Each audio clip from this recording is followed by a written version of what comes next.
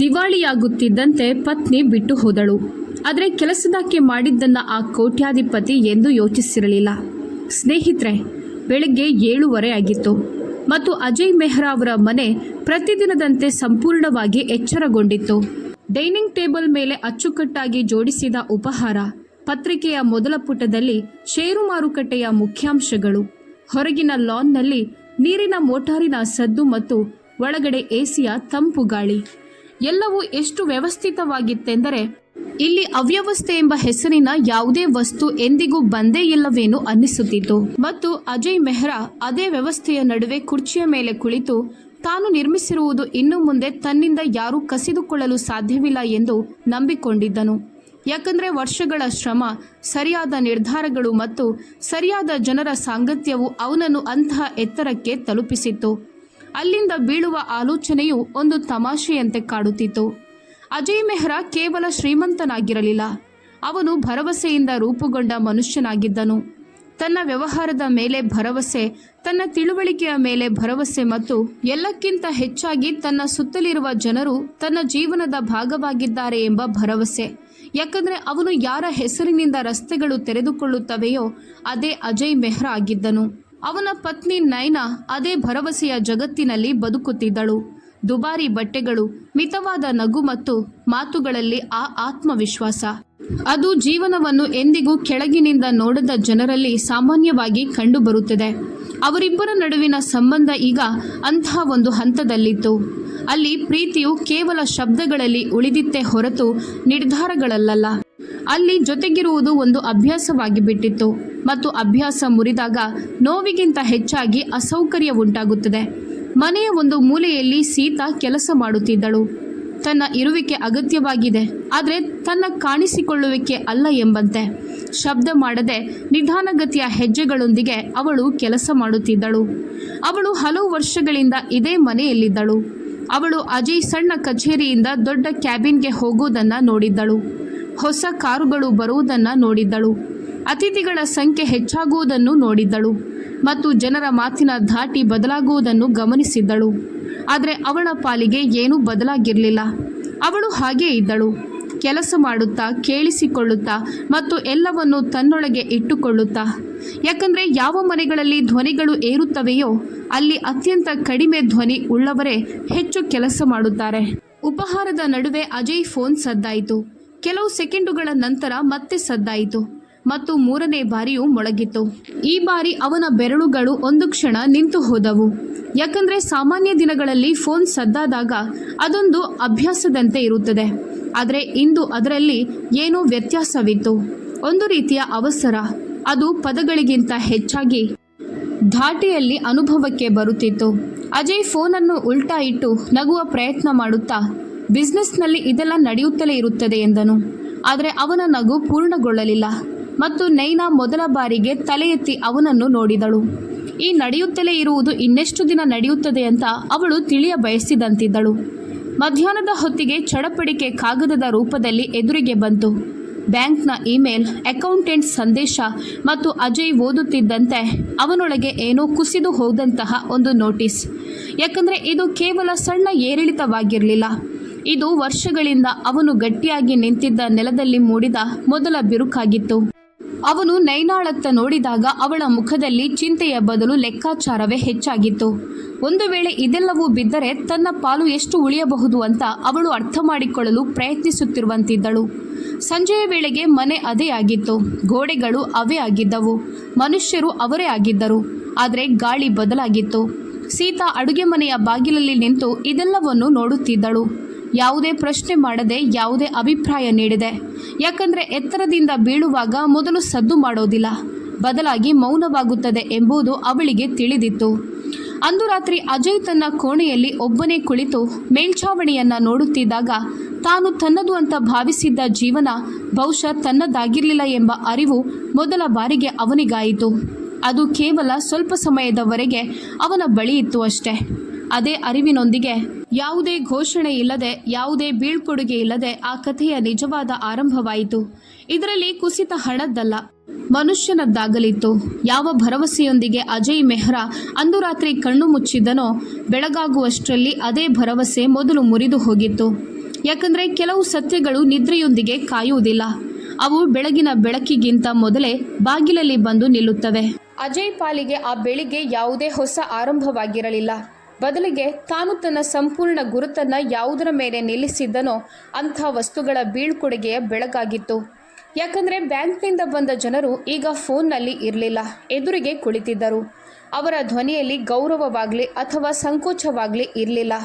ಅಲ್ಲಿ ಕೇವಲ ನಿಯಮಗಳಿದ್ದವು, ಕಾಗದಗಳಿದ್ದವು ಮತ್ತು ಆ ವ್ಯಕ್ತಿ ಇನ್ನು ಮುಂದೆ ನಿನ್ನೆಯವರೆಗಿದ್ದ ಅಜಯ್ ಮೆಹ್ರಾಗಿ ಉಳಿದಿಲ್ಲ ಎಂಬ ತಣ್ಣನೆಯ ಖಾತ್ರಿ ಇತ್ತು.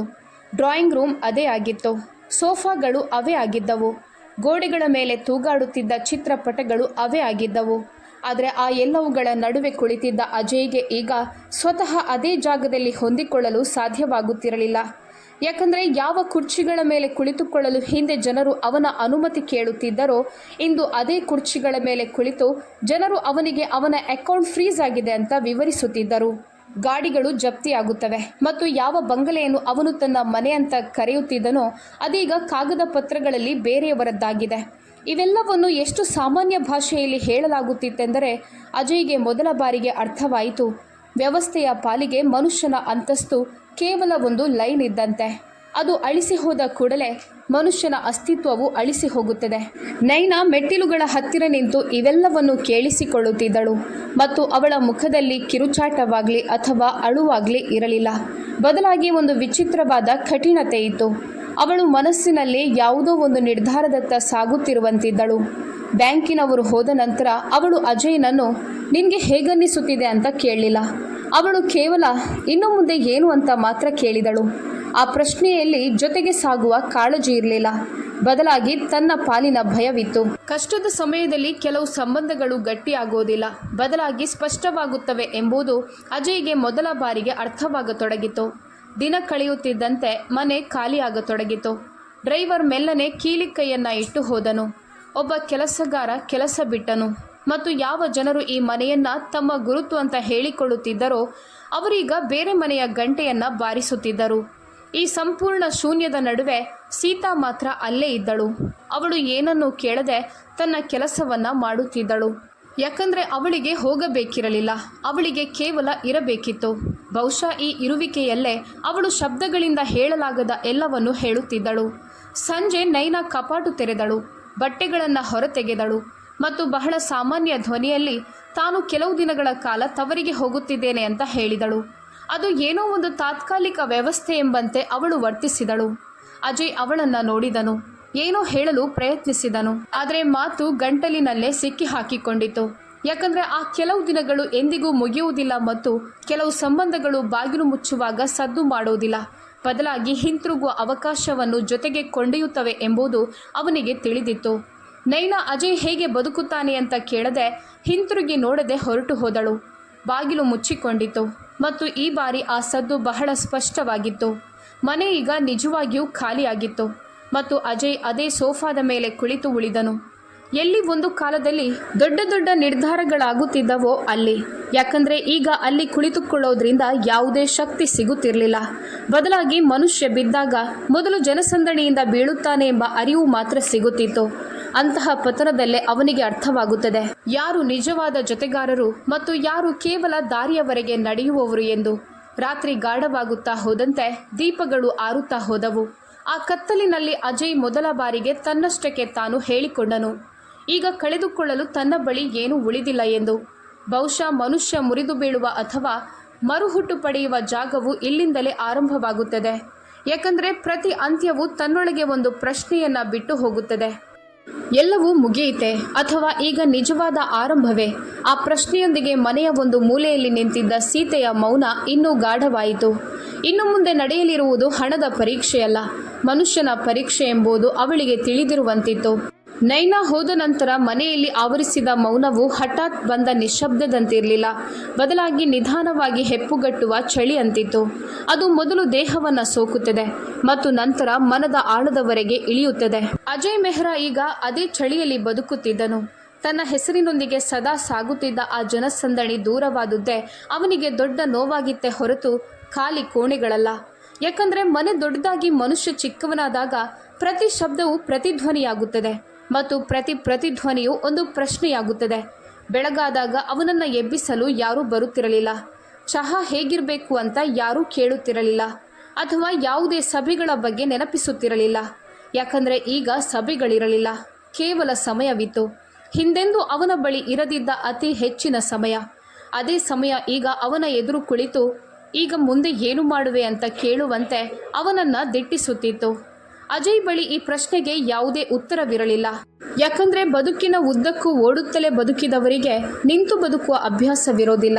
ಸೀತಾ ಬೆಳಗಿನ ಚಹಾವನ್ನು ಯಾವುದೇ ಗದ್ದಲ ಮಾಡದೆ, ಯಾವುದೇ ಪ್ರಶ್ನೆ ಕೇಳದೆ, ಸದ್ದಿಲ್ಲದೆ ತಂದಿಡುತ್ತಿದ್ದಳು. ಈ ಮನೆಯಲ್ಲಿ ಈಗ ಪ್ರಶ್ನೆ ಕೇಳುವ ಹಕ್ಕು ಕೇವಲ ಪರಿಸ್ಥಿತಿಗೆ ಮಾತ್ರ ಇದೆ ಎಂಬುದು ಅವಳಿಗೆ ತಿಳಿದಿರುವಂತಿತ್ತು. ಅಜಯ್ ಎಷ್ಟೋ ಬಾರಿ ಚಹಾ ಆರಿ ಹೋಗೋದನ್ನು ನೋಡುತ್ತಾ ಕುಳಿತಿರುತ್ತಿದ್ದನು. ಯಾಕಂದರೆ ಚಹಾ ಕುಡಿಯುವುದಕ್ಕಿಂತ ಹೆಚ್ಚಾಗಿ ಈಗಲೂ ನಿಸ್ವಾರ್ಥವಾಗಿ ಯಾರೋ ಒಬ್ಬರು ತನಗಾಗಿ ಏನನ್ನೋ ಮಾಡುತ್ತಿದ್ದಾರೆ ಅಂತ ನೋಡುವುದೇ ಅವನಿಗೆ ಮುಖ್ಯವೆನಿಸುತ್ತಿತ್ತು. ಈ ಅರಿವು ಅವನಿಗೆ ಒಂದು ರೀತಿಯಲ್ಲಿ ಭಾರವೆನಿಸುತ್ತಿತ್ತು. ಯಾಕಂದರೆ ತನ್ನ ಬಳಿ ಎಲ್ಲವೂ ಇದ್ದಾಗ ಯಾರೂ ತನ್ನ ಬಳಿ ನಿಸ್ವಾರ್ಥವಾಗಿ ಇದ್ದಾರೆ ಎಂಬುದನ್ನು ಅವನು ಎಂದೂ ಗಮನಿಸಿರಲಿಲ್ಲ. ದಿನದ ಮಧ್ಯಭಾಗದಲ್ಲಿ ಅಜಯ್ ಆಗಾಗ ಅದೇ ಕಿಟಕಿಯ ಬಳಿ ಹೋಗಿ ನಿಲ್ಲುತ್ತಿದ್ದನು. ಎಲ್ಲಿಂದ ಅವನು ಮೊದಲು ಹೊರಗಿನ ಜಗತ್ತನ್ನು ನೋಡುತ್ತಿದ್ದನೋ ಅಲ್ಲಿ ಕಾರುಗಳು, ಜನರು, ಗಡಿಬಿಡಿ. ಆದರೆ ಈಗ ಹೊರಗಿನ ಎಲ್ಲವೂ ಚಲಿಸುತ್ತಿದ್ದರೂ ಅದು ಅವನನ್ನು ಮುಟ್ಟುತ್ತಿರಲಿಲ್ಲ. ಯಾಕಂದರೆ ಆ ಜಗತ್ತು ಅವನನ್ನು ಬಿಟ್ಟು ಮುಂದೆ ಸಾಗಿತ್ತು. ಹಿಂದೆ ಅವನೊಬ್ಬನೇ ನಿಂತಿದ್ದ. ನಿನ್ನೆಯವರೆಗೆ ಕೋಟ್ಯಾಧಿಪತಿಯಾಗಿದ್ದವನು ಇಂದು ಕೇವಲ ಒಬ್ಬ ಸಾಮಾನ್ಯ ಮನುಷ್ಯ. ಯಾವುದೇ ಗುರುತಿಲ್ಲ, ಯಾವುದೇ ಜವಾಬ್ದಾರಿ ಇಲ್ಲ.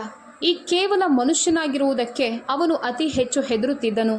ಒಂದು ಮಧ್ಯಾಹ್ನ ಅವನು ಬಹಳ ಹೊತ್ತಿನವರೆಗೆ ಅಲುಗಾಡದೆ ಕುಳಿತಿದ್ದಾಗ ಸೀತಾ ಮೊದಲ ಬಾರಿಗೆ ಕೆಲಸ ನಿಲ್ಲಿಸಿ ಅವನನ್ನು ನೋಡಿದಳು. ಆ ನೋಟದಲ್ಲಿ ದಯೆಯಾಗಲಿ ಅಥವಾ ಭಯವಾಗಲಿ ಇರಲಿಲ್ಲ. ಬದಲಾಗಿ ಪದಗಳಿಲ್ಲದ ಒಂದು ಸರಳ ಪ್ರಶ್ನೆ ಇತ್ತು. ನೀವು ಆರಾಮವಾಗಿದ್ದೀರಾ? ಅಜಯ್ ಆ ನೋಟಕ್ಕೆ ಬೆಚ್ಚಿ ಬಿದ್ದನು. ಯಾಕಂದರೆ ಈ ಪ್ರಶ್ನೆ ಕೇವಲ ಔಪಚಾರಿಕವಾದುದಲ್ಲ, ಬದಲಾಗಿ ಎದುರಿಗಿರುವ ಒಬ್ಬ ಮನುಷ್ಯ ಇನ್ನೊಬ್ಬ ಮನುಷ್ಯನನ್ನು ನೋಡುತ್ತಿರುವ ರೀತಿಯದ್ದು ಎಂಬುದು ಅವನಿಗೆ ಅರ್ಥವಾಯಿತು. ಅಜಯ್ ಬಹಳ ದಣಿದ ದಣಿಯಲ್ಲಿ, ನಾನೀಗ ಯಾವುದಕ್ಕೂ ಪ್ರಯೋಜನವಿಲ್ಲದವನಾಗಿದ್ದೇನೆ. ನೀಡಲು ನನ್ನ ಬಳಿ ಏನೂ ಇಲ್ಲ, ಹಣವಿಲ್ಲ, ಕೆಲಸ ಇಲ್ಲ, ಆಶ್ರಯವೂ ಇಲ್ಲ ಎಂದನು. ಸೀತಾ ಯಾವುದೇ ಉದ್ದನೆಯ ಉತ್ತರ ನೀಡಲಿಲ್ಲ. ಅವಳು ಕೇವಲ ಇಷ್ಟೇ ಹೇಳಿದಳು, ಮನುಷ್ಯನ ಬೆಲೆ ಹಣದಿಂದ ನಿರ್ಧರಿತವಾಗುವುದಿಲ್ಲ, ಅದು ಅವನ ನಡವಳಿಕೆಯಿಂದ ನಿರ್ಧರಿತವಾಗುತ್ತದೆ. ಈ ಮಾತು ಎಷ್ಟು ಸರಳವಾಗಿತ್ತೆಂದರೆ ಅಜಯ್ಗೆ ಮೊದಲ ಬಾರಿಗೆ ಅರಿವಾಯಿತು.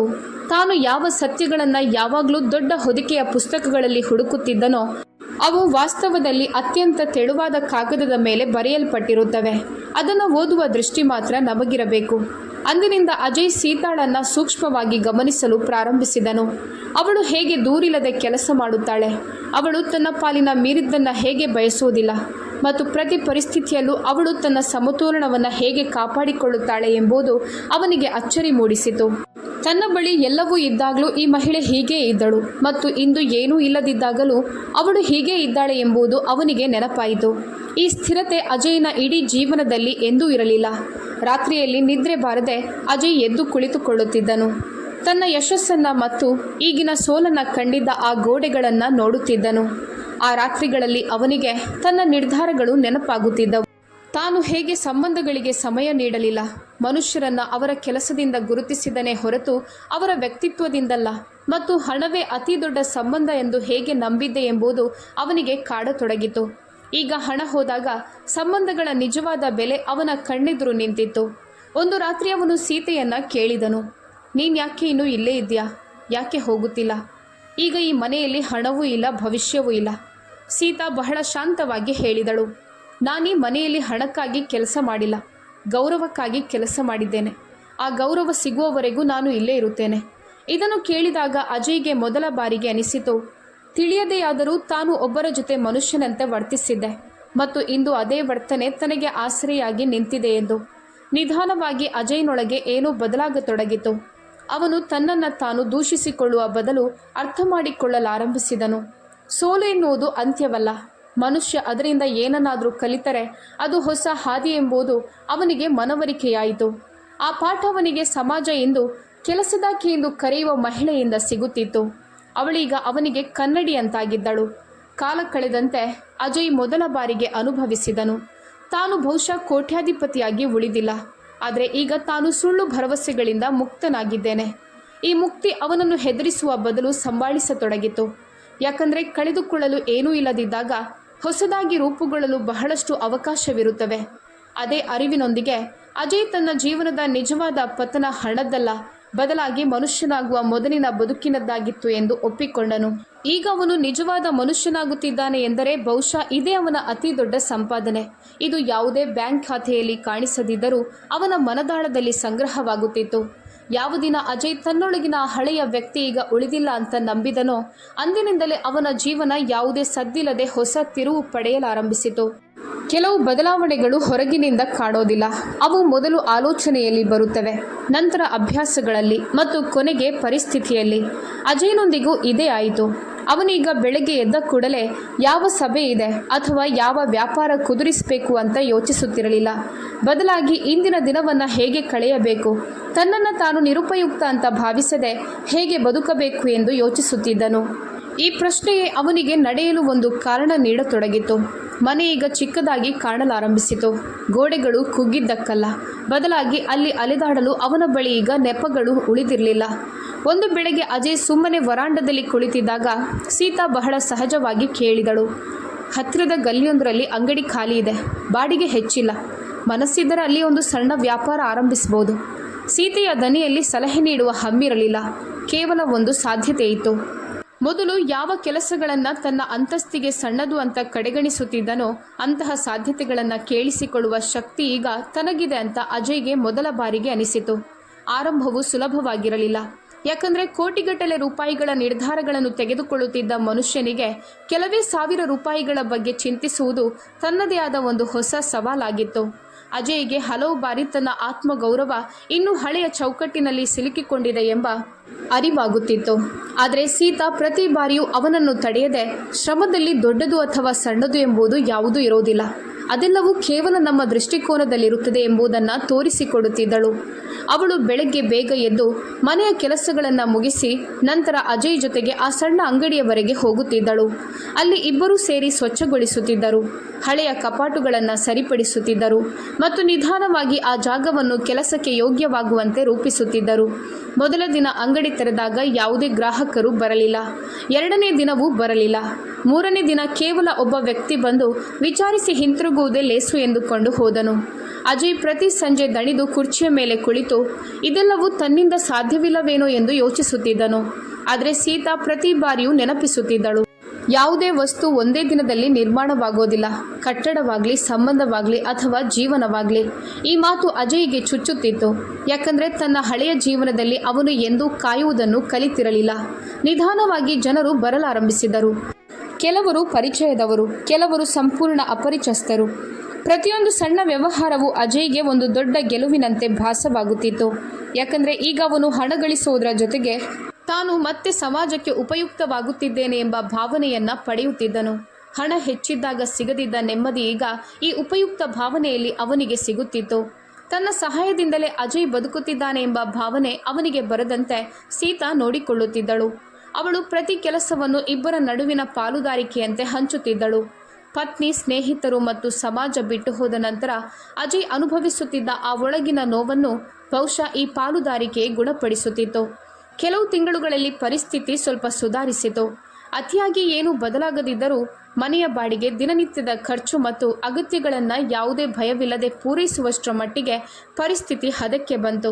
ಇದರ ನಡುವೆ ಅಜಯ್ ಗಮನಿಸಿದ ವಿಷಯವೇನೆಂದರೆ, ಈಗ ಜನರು ಅವನೊಂದಿಗೆ ಮಾತನಾಡುವಾಗ ಅವನ ಹಳೆಯ ಹೆಸರು ಅಥವಾ ಅಂತಸ್ತಿನ ಬಗ್ಗೆ ಪ್ರಸ್ತಾಪಿಸುತ್ತಿರಲಿಲ್ಲ. ಅವರು ಅವನನ್ನು ಕೇವಲ ಒಬ್ಬ ಶ್ರಮಜೀವಿಯಾಗಿ ನೋಡುತ್ತಿದ್ದರು. ಮೊದಮೊದಲು ಈ ನೋಟ ಅವನಿಗೆ ವಿಚಿತ್ರವೆನಿಸಿದರೂ ಈಗ ಅದೇ ನೋಟ ನಿಜವಾದದ್ದು ಎಂದು ಅನ್ನಿಸತೊಡಗಿತು. ಯಾಕಂದರೆ ಅದರಲ್ಲಿ ಯಾವುದೇ ನಿರೀಕ್ಷೆಯಾಗಲಿ ಅಥವಾ ಆಸೆಯಾಗಲಿ ಇರಲಿಲ್ಲ. ಬದಲಾಗಿ ಒಂದು ಸಾಧಾರಣವಾದ ಸ್ವೀಕಾರವಿತ್ತು. ಒಂದು ದಿನ ಇದ್ದಕ್ಕಿದ್ದಂತೆ ಅವನ ಹಳೆಯ ಪತ್ನಿ ನೈನಾಳಿಂದ ಫೋನ್ ಬಂತು. ಅವಳು ಯಾವುದೋ ಹಳೆಯ ಪರಿಚಯಸ್ಥರೊಂದಿಗೆ ಮಾತನಾಡುವಂತೆ ಬಹಳ ಸಾಮಾನ್ಯ ಧ್ವನಿಯಲ್ಲಿ ಕ್ಷೇಮ ವಿಚಾರಿಸಿದಳು. ನಂತರ ಅಜಯ್ ಈಗ ಚೆನ್ನಾಗಿದ್ದಾನೆ ಎಂದು ತಾನು ಕೇಳಿರುವುದಾಗಿ ಹೇಳಿದಳು. ಆ ಒಂದು ವಾಕ್ಯದಲ್ಲೇ ಅಜಯ್ಗೆ ಸ್ಪಷ್ಟವಾಗಿ ಕಂಡಿತು, ಇಲ್ಲಿ ಚೆನ್ನಾಗಿರುವುದು ಎಂದರೆ ಅದು ಮತ್ತೆ ಹಣಕ್ಕೆ ಸಂಬಂಧಿಸಿದ್ದಾಗಿದೆ ಎಂದು. ಮೊದಲ ಬಾರಿಗೆ ಅವನಿಗೆ ಸಿಟ್ಟಾಗಲಿ ಅಥವಾ ನೋವಾಗಲಿ ಆಗಲಿಲ್ಲ. ಬದಲಾಗಿ ಒಂದು ವಿಚಿತ್ರವಾದ ದೂರದ ಭಾವನೆ ಉಂಟಾಯಿತು.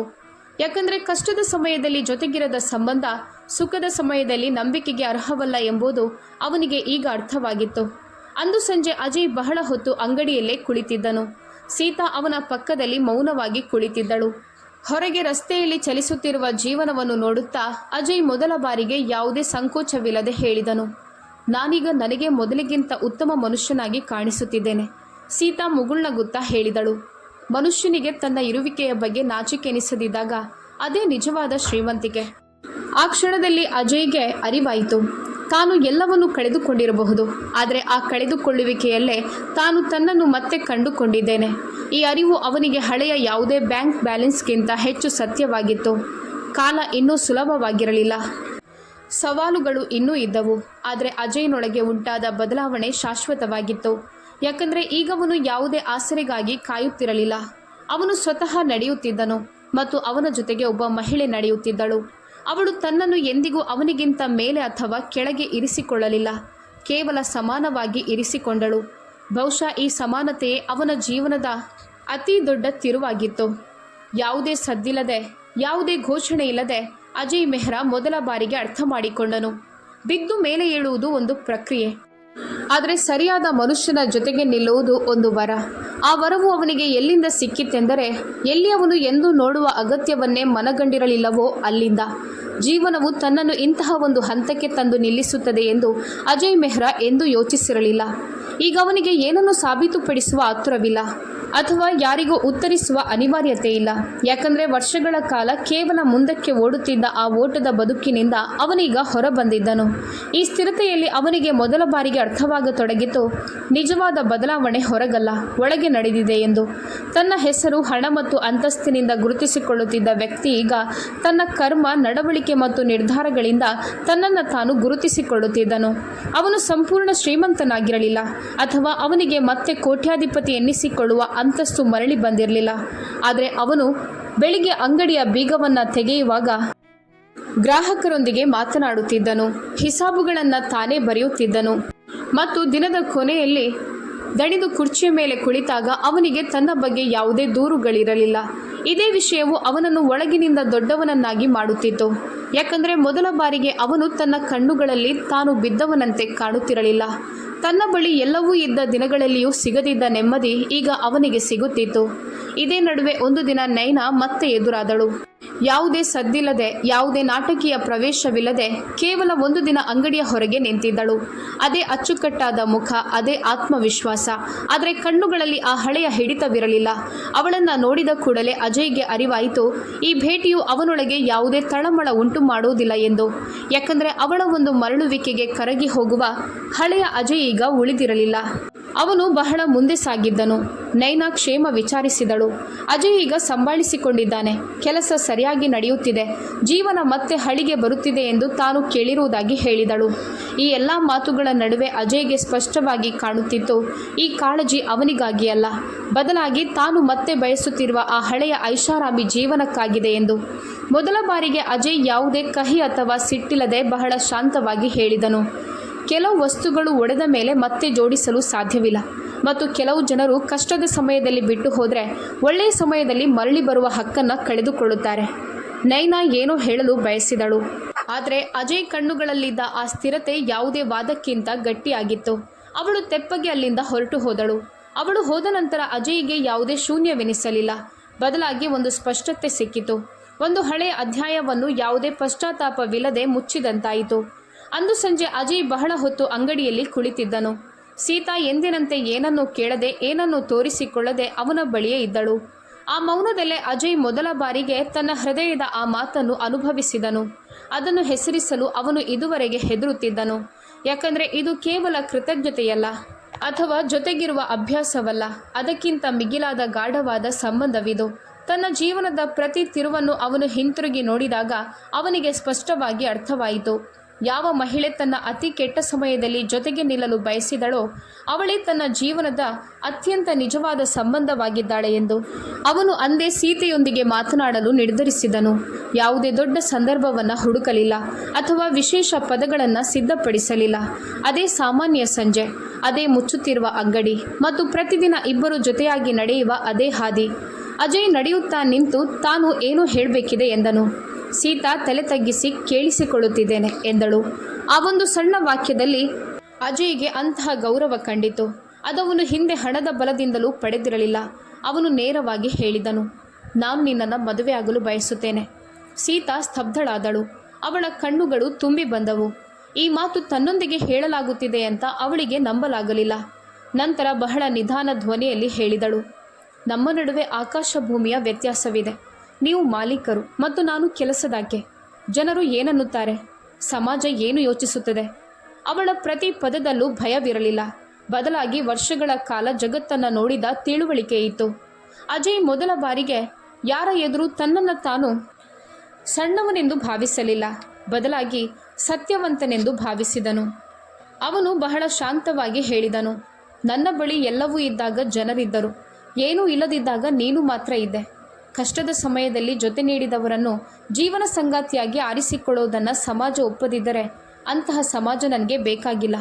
ಯಾಕಂದರೆ ಅವನು ತನ್ನ ಜೀವನವನ್ನು ಇತರರ ಆಲೋಚನೆಗಳಿಂದಲ್ಲ, ತನ್ನ ಅನುಭವದಿಂದ ಬದುಕಲು ನಿರ್ಧರಿಸಿದ್ದನು. ಸೀತಾ ಬಹಳ ಹೊತ್ತು ಅತ್ತಳು. ಅದು ಸಂತೋಷದ ಕಣ್ಣೀರುವಲ್ಲ, ದುಃಖದ ಕಣ್ಣೀರುವಲ್ಲ. ಅದು ವರ್ಷಗಳ ಕಾಲ ಮನಸ್ಸಿನಲ್ಲಿದ್ದ ಭಾವನೆಗಳು ಮೊದಲ ಬಾರಿಗೆ ಹೊರಬಂದ ರೀತಿ. ಕೊನೆಗೆ ಅವಳು ಯಾವುದೇ ಷರತ್ತು ಅಥವಾ ಬೇಡಿಕೆ ಇಲ್ಲದೆ ತಲೆ ಆಡಿಸಿದಳು. ಈ ಸಂಬಂಧವನ್ನು ಅವಳು ಸಮಾನತೆಯ ಮೇಲೆ ಇರಿಸಿದಳು. ಮದುವೆ ಬಹಳ ಸರಳವಾಗಿತ್ತು. ಯಾವುದೇ ಸಡಗರವಿರಲಿಲ್ಲ, ಅತಿ ಹೆಚ್ಚಿನ ಜನರಿರಲಿಲ್ಲ. ಕೇವಲ ಕೆಲವು ಹಿತೈಷಿಗಳು, ಆಶೀರ್ವಾದ ಮತ್ತು ಒಂದು ಹೊಸ ಭರವಸೆ. ಅಜಯ್ ಅಂದು ಮೊದಲ ಬಾರಿಗೆ ತಾನು ಜೀವನದಲ್ಲಿ ಸರಿಯಾದ ಆಯ್ಕೆ ಮಾಡಿದ್ದೇನೆ ಎಂದು ಅನುಭವಿಸಿದನು. ಈ ಆಯ್ಕೆಯು ಹಣ ಅಥವಾ ಪರಿಸ್ಥಿತಿಗೆ ಸಂಬಂಧಿಸಿದ್ದಲ್ಲ, ಬದಲಾಗಿ ಪ್ರತಿ ಹಂತದಲ್ಲೂ ತನ್ನ ಜೊತೆಗಿದ್ದ ಮನುಷ್ಯನಿಗೆ ಸಂಬಂಧಿಸಿದ್ದಾಗಿತ್ತು. ಅಂದು ಯಾವುದೇ ಆಚರಣೆ ಅಥವಾ ದೊಡ್ಡ ಘೋಷಣೆಗಳಾಗಲಿಲ್ಲ. ಕೇವಲ ಇಬ್ಬರು ಮನುಷ್ಯರು ಒಬ್ಬರಿಗೊಬ್ಬರು ಎದುರಾಗಿ ನಿಂತಿದ್ದರು. ಒಬ್ಬನು ಎಲ್ಲವನ್ನೂ ಕಳೆದುಕೊಂಡು ತನ್ನನ್ನು ತಾನು ಕಂಡುಕೊಂಡವನು. ಇನ್ನೊಬ್ಬಳು ಏನನ್ನೂ ಕೇಳದೆ ಎಲ್ಲವನ್ನೂ ನೀಡಿದವಳು. ಜಗತ್ತಿನ ಪಾಲಿಗೆ ಅವರು ಈಗಲೂ ಕೆಲಸದಾಕೆ ಮತ್ತು ಮಾಜಿ ಕೋಟ್ಯಾಧಿಪತಿ. ಆದರೆ ಅವರ ಪಾಲಿಗೆ ಹಣದ ಜೊತೆಗೆ ಜನರು ದೂರವಾದಾಗಲೇ ಆ ಗುರುತುಗಳು ಕಳೆದು ಹೋಗಿದ್ದವು. ಯಾಕಂದರೆ ಈಗ ಅವರ ಬಳಿ ತೋರಿಸಿಕೊಳ್ಳಲು ಏನೂ ಇರಲಿಲ್ಲ, ಕೇವಲ ಬದುಕಲು ಒಂದು ಸಂಬಂಧವಿತ್ತು. ಬಹುಶಃ ಇದೇ ಕಾರಣಕ್ಕೆ ಈ ಕಥೆಯು ಚಪ್ಪಾಳೆಗಳ ನಡುವೆ ಅಲ್ಲ, ಮೌನದೊಂದಿಗೆ ಅಂತ್ಯವಾಯಿತು. ಮನಸ್ಸಿನಲ್ಲಿ ದೀರ್ಘಕಾಲ ಪ್ರತಿಧ್ವನಿಸುವ ಮೌನ. ಸ್ನೇಹಿತರೆ, ಈ ಕಥೆಯು ನೆನಪಿಸುವುದು ಇಷ್ಟೇ. ಪರಿಸ್ಥಿತಿಗಳು ಬದಲಾಗಲು ತಡವಾಗುವುದಿಲ್ಲ, ಆದರೆ ಮನುಷ್ಯನ ನಿಜವಾದ ಮುಖವು ಕಷ್ಟದ ಸಮಯದಲ್ಲಿ ಮಾತ್ರ ಹೊರಬರುತ್ತದೆ. ಹಣವಿದ್ದಾಗ ಜನರು ಜೊತೆಯಾಗುತ್ತಾರೆ, ಆದರೆ ಎಲ್ಲವೂ ಹೋದಾಗ ಯಾರು ಉಳಿಯುತ್ತಾರೋ ಅದೇ ನಿಜವಾದ ಮಾನವೀಯತೆ. ಜೀವನದಲ್ಲಿ ಸೋತರೂ ಸರಿಯಾದ ಮನುಷ್ಯನನ್ನು ಗುರುತಿಸುವವನೇ ನಿಜವಾದ ವಿಜಯಿ. ಈಗ ನೀವೇ ಕೇಳಿಕೊಳ್ಳಿ, ನೀವು ಅಜಯ್ ಜಾಗದಲ್ಲಿದ್ದರೆ ಹಳೆಯ ಸಂಬಂಧದ ಸೌಕರ್ಯವನ್ನು ಆರಿಸ್ತಿದ್ರೋ ಅಥವಾ ಕಷ್ಟದಲ್ಲಿ ಜೊತೆಯಾದ ನಿಸ್ವಾರ್ಥ ವ್ಯಕ್ತಿಯನ್ನು? ಮತ್ತು ನೀವು ಸೀತಾ ಜಾಗದಲ್ಲಿದ್ದರೆ ಸಮಾಜದ ಭಯಕ್ಕೆ ಹಿಂದೆ ಸರಿಯುತ್ತಿದ್ರೋ ಅಥವಾ ಹೃದಯದ ಸತ್ಯದೊಂದಿಗೆ ಮುಂದೆ ಸಾಗುತ್ತಿದ್ರೋ? ನಿಮ್ಮ ಅನಿಸಿಕೆಯನ್ನು ಕಾಮೆಂಟ್ನಲ್ಲಿ ಖಂಡಿತ ತಿಳಿಸಿ. ಈ ಕಥೆ ನಿಮ್ಮ ಹೃದಯ ಮುಟ್ಟಿದ್ದರೆ ವಿಡಿಯೋವನ್ನು ಲೈಕ್ ಮಾಡಿ, ಮರದ ಮಾತು ಚಾನೆಲ್ ಸಬ್ಸ್ಕ್ರೈಬ್ ಮಾಡಿ ಮತ್ತು ಇದನ್ನು ಕೇವಲ ಕೇಳಬೇಡಿ, ಅನುಭವಿಸಿ. ಮಾನವೀಯತೆ ಇಂದಿಗೂ ಜೀವಂತವಾಗಿದೆ ಎಂಬ ಭರವಸೆ ಬೇಕಾದವರಿಗೆ ಇದನ್ನು ಶೇರ್ ಮಾಡಿ. ಮುಂದಿನ ಕಥೆಯಲ್ಲಿ ಭೇಟಿಯಾಗೋಣ. ಅಲ್ಲಿಯವರೆಗೆ ನಿಮ್ಮ ಕಾಳಜಿಯನ್ನು ವಹಿಸಿ. ಜೈ ಹಿಂದ್. ಕಥೆಯನ್ನು ಪೂರ್ತಿಯಾಗಿ ಕೇಳಿದ್ದಕ್ಕಾಗಿ ಧನ್ಯವಾದಗಳು.